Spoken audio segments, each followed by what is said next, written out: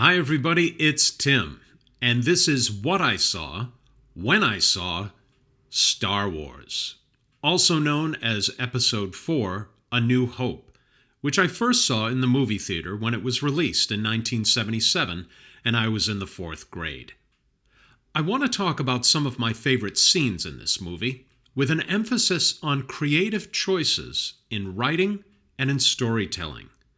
As with all the videos like this that I make, I'm not arguing that what I see is the only way to see this movie, or that what I see in any way reflects the intentions of the filmmakers.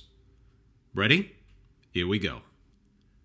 The bartender at the cantina tells Luke that C-3PO and R2-D2 will need to wait outside because, he says, we don't serve their kind here. Now, this may sound like an odd policy, since droids, to our knowledge in this film anyway, do not drink. Why would you serve them? But it may be precisely because droids do not drink that they are prohibited.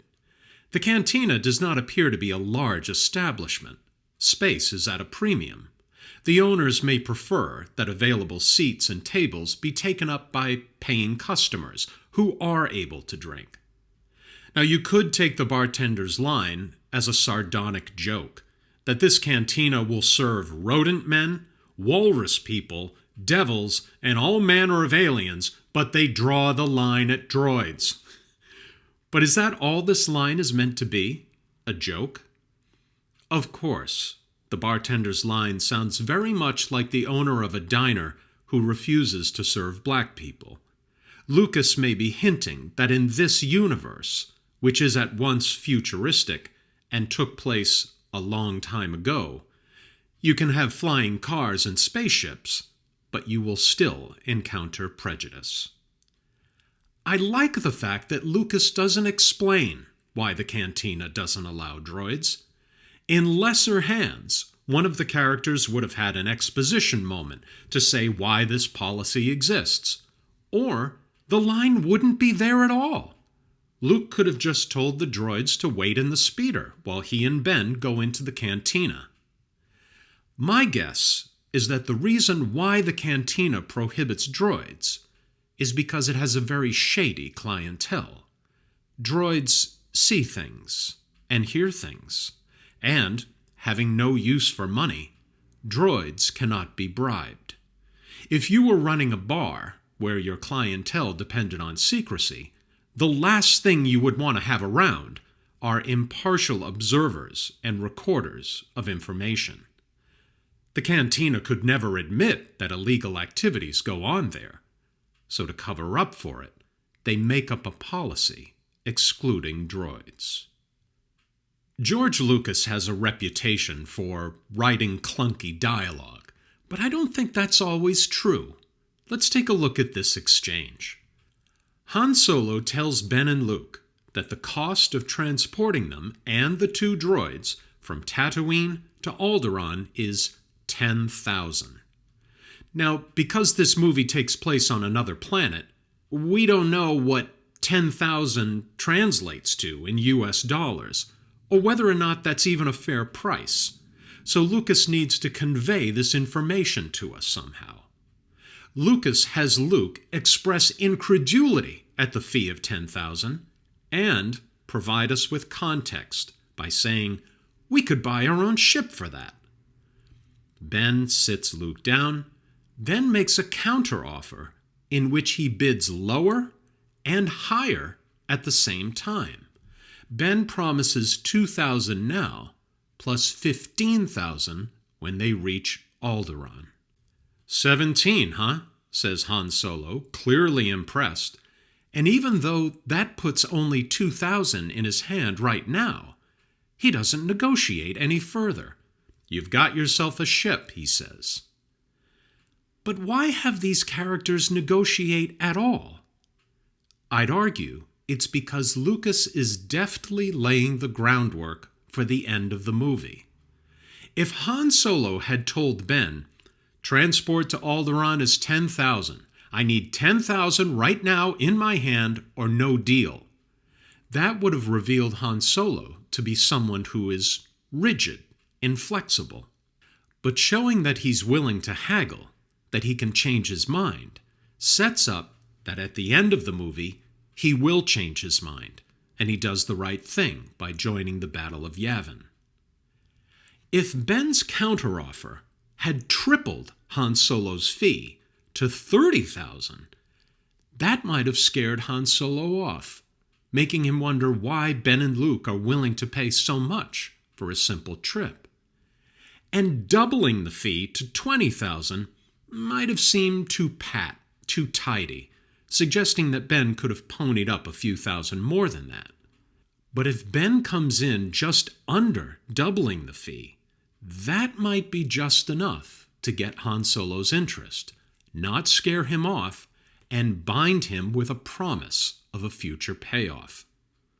When Han Solo expresses enthusiasm to Chewie about $17,000, I suspect that the real cost of the trip was more like $5,000, and Han had made his opening bid very high to see how these two strangers would react.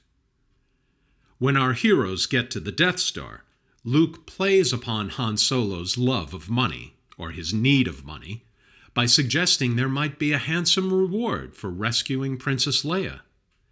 In this moment, I so wanted Han Solo to say, "Okay, but the reward is on top of the $15,000 that you guys still owe me, right? Just because Alderaan got destroyed doesn't mean that trip was free." When Ben Kenobi and Luke sit down with Han Solo and Chewbacca, Han Solo sings the praises of the ship that he captains, the Millennium Falcon. "It's a fast ship," he says. "It made the Kessel Run in 12 parsecs. Again, we don't know, and the story doesn't explain what the Kessel Run is. And neither Ben nor Luke ask Han Solo how recently his ship made this Kessel Run. Han Solo expects his prospective customers to take his word for it, that the Falcon can outrun Imperial ships. When Luke sets eyes on the Millennium Falcon, he declares, "What a piece of junk!" The opinion of this teenage farm boy is later seconded by the opinion of a teenage Princess Leia, who says, "You came in that thing? You're braver than I thought."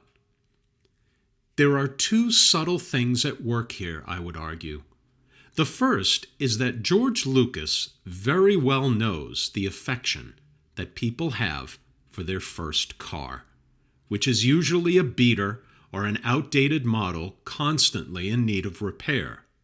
But in our own minds, especially the minds of men, we love that car and compensate for its shortcomings by exaggerating its good qualities. We end up identifying more than with Han Solo and his Millennium Falcon by knowing that the Falcon is not the most advanced ship there is. And in another sense, Han Solo's hype about the Millennium Falcon is one of the many examples in this movie that appearances are deceiving and that some things are more than what they appear to be. What appears to be a standard R2 unit contains the plans to destroy the galaxy's most powerful weapon. What appears to be an old desert hermit turns out to be a Jedi Knight of old. What appears to be a small moon turns out to be a battle station. What appears to be a magic trick turns out to be part of an awesome power that binds the galaxy together. And of course, what appears to be a naive farm boy turns out to be the hero. When we first meet Darth Vader in the opening minutes of this movie, he is very much in command. He shouts orders, he tortures and kills a member of the rebellion, he undertakes the great political risk of taking Princess Leia into custody. But when Darth Vader is on the Death Star, it's a different story. Here, he is very much subordinate to Grand Moff Tarkin. Princess Leia validates this by telling Tarkin that she is unsurprised to find Tarkin holding Vader's leash. The scene I'm interested in here is the one in the conference room. Vader, obediently, is a step behind Tarkin. Vader does not look like anyone in this room. He does not wear the Imperial uniform. He does not have insignia on his chest to indicate his rank. And he literally stands apart by being the only individual at this meeting who doesn't sit down. He does appear to have a seat at the table, but he doesn't take it. If you see Darth Vader as Tarkin's muscle, then of course he wouldn't sit down. It's more intimidating to have him hover over the other Imperial officers as they sit. But what this suggests to me is that Vader is in the Empire, but he is not of it. He stands apart. When an Imperial officer refers to the Death Star as the ultimate power in the universe, a statement that contradicts Vader's core beliefs, Vader tells him, "Don't be too impressed with this technological terror you've constructed. The ability to destroy a planet is insignificant compared to the power of the Force." Notice that Vader doesn't say, "This technological terror we've constructed." He says, "You've constructed." Now, if there were one person in this conference room who, under the right circumstances, would change his allegiance away from the Empire, wouldn't it be the person who stands apart, who says "you" instead of "we"? Two other points. When Vader boasts about the power of the Force, he doesn't specify the dark side of the Force. Even as one who has turned to the dark side, Vader respects the larger power of the Force itself. Interesting. I also like that Vader says that the Death Star was constructed, not created. To construct something is to just put it together, like the pieces of a Lego set. The Force, in contrast, is not constructed. It is, as Ben Kenobi says, created by all living things. The Force, like life, is self-perpetuating. And one small note, everyone in the conference room calls what they are on a battle station. Only twice in this movie does anyone call it the Death Star. Once at the beginning of the movie, when a stormtrooper informs Darth Vader, "The Death Star plans are not in the main computer," and at the end, when an announcement in the Rebel base says, "The Death Star has cleared the planet." I'm not sure what to make of this, or if this is a detail of which anything could be made. The Empire might want to call the battle station the Death Star to strike fear in those whom they subjugate, but on the other hand, Death Star sounds like a term that only the rebels would use. Tell me what you think. I hope you've enjoyed watching this video, and if there are creative choices in the 1977 Star Wars that strike you as compelling or interesting, please share them in the comments. Thanks for watching, and may the Force be with you.